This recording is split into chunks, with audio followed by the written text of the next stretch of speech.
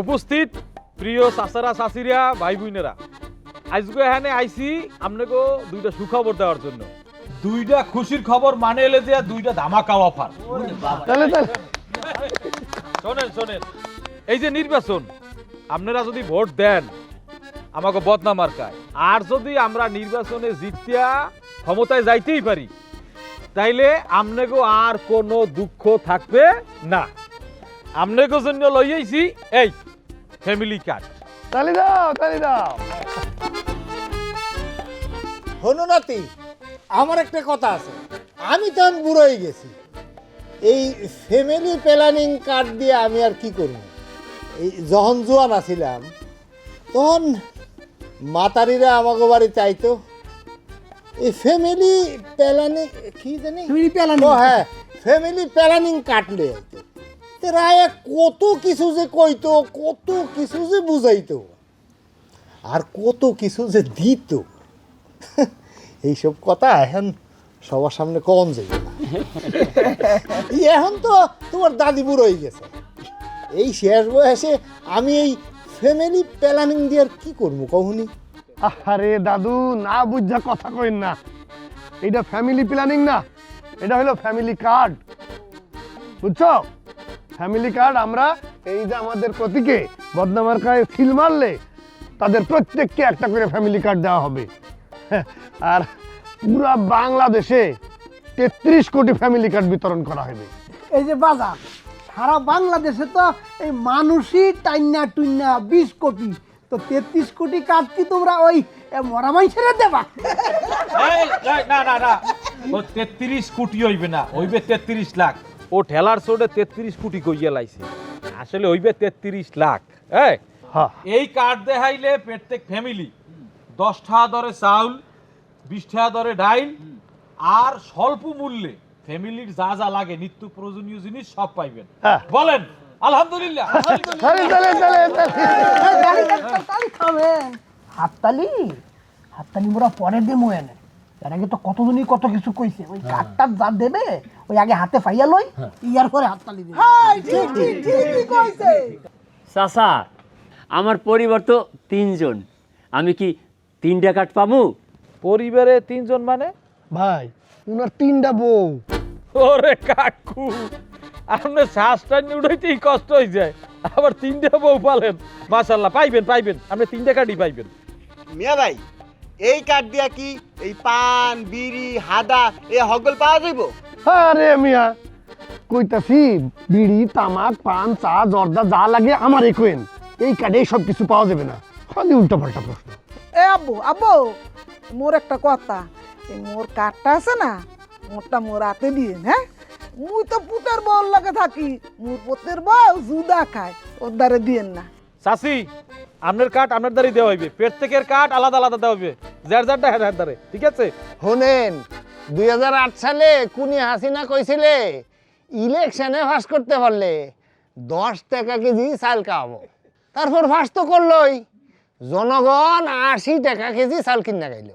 আমরা সেই কথা বলি নাই, আমরা জনগণ তখন কি পাইছি? পাইছি এই রাঙ্গামুলা পাইছি। হই মিয়া, হই হাসিনার লগে আম করে তুলনা করেন? হ্যাঁ, আরে হাসিনা তো ছিল একটা খুনি স্বৈরাচার, সে দেশটাকে ধ্বংস করে ফেলাইছে, আর তার লগে আম করে তুলনা করে? হ্যাঁ, তোমরাও যে কত ভালা হেয়া কিন্তু মোরা জানি। আর একটা কার্ড হইছে কৃষি কার্ড। এই যে কৃষি কার্ড, যারা কৃষি কাজ করে খেতে খামারে, যারা আমাকে ভোট দেবে, হেরা পাইবে এই কৃষি কার্ড। এই কার্ড দিয়া একেবারে স্বল্প মূল্যে বীজ, ওষুধ, কীটনাশক এই যে পাইবেন। আর হইলেও যাইয়া যাগো স্বল্প সুদে ঋণ প্রয়োজন, স্বল্প সুদে ঋণও দেওয়া হইবে। আচ্ছা বাজার, আমনে করে কার্ড দিয়ে কি ওই অন্দর মারার ওষুধ পাওয়া যাইবে? মানে মোর খেতে দেয় একটা অন্দর, ওই আপনার ঘর সাইজ, আর অন্দর না মারলে কিন্তু কৃষক বাঁচবে না। জি জি জি, আমাদের সুবিধাবাদী দলের পক্ষ থেকে দেওয়া হবে। ওই মনে করেন একজনের কার্ড আরেকজন কইরা পাইছে, তাহলে ওই কইরা পাওয়া কার্ড নিয়া চালু দিতে পারবে। বাজান, ও কিন্তু ওই কুলসুমের মায়ের কার্ড চুরি করার ধান্দায় আছে। কুলসুমের মায়ের ঘরের বেড়া ভাঙ্গা দেখছো? এই সাহস থাকলে ঘরের মধ্যে ঢুকে দিস এই দাও দিয়ে একের কলাটাকে হালা দিমা খালি ভাও কথা এই মুই কে হেনে এই কুলসুমের মান নাম লইছি হ্যাঁ এই বুইরা এই পেস্টটা লাগাইলো কে? আমার একটা প্রশ্ন, হ্যাঁ বলেন আপনার কি প্রশ্ন?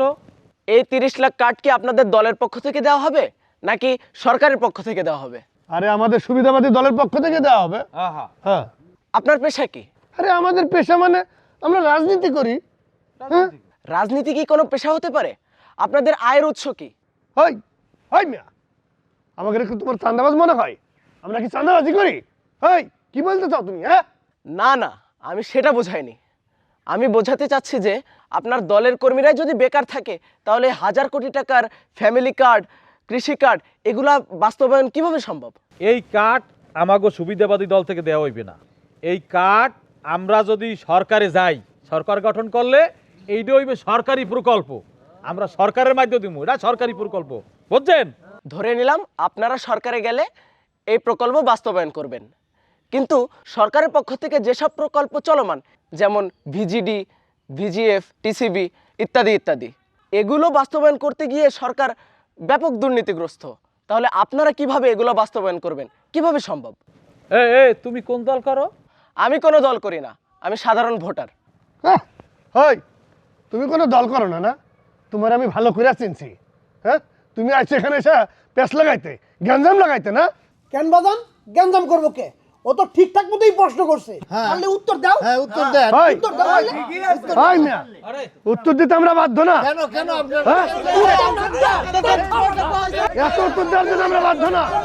হ্যাঁ, একেবারে দেখে ছাড়বো, কাউকে ছাড়া হবে না।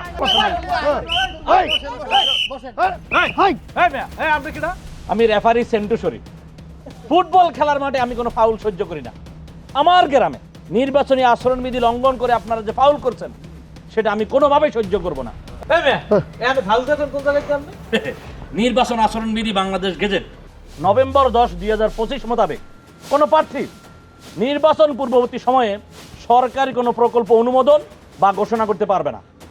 আপনারা সেই আচরণবিধি লঙ্ঘন করে সরকারি প্রকল্পের নামে এই যে জনগণকে ভুয়া ফলবন দেখিয়ে এই যে ভুয়া ফ্যামিলি কার্ড, ভুয়া কৃষক কার্ড ঘোষণা দিয়েছেন, এই ঘোষণা দিয়ে যে ফাউল করছেন, এই জন্য জনগণের পক্ষ থেকে আপনাদেরকে দেখালাম এই লাল কার্ড।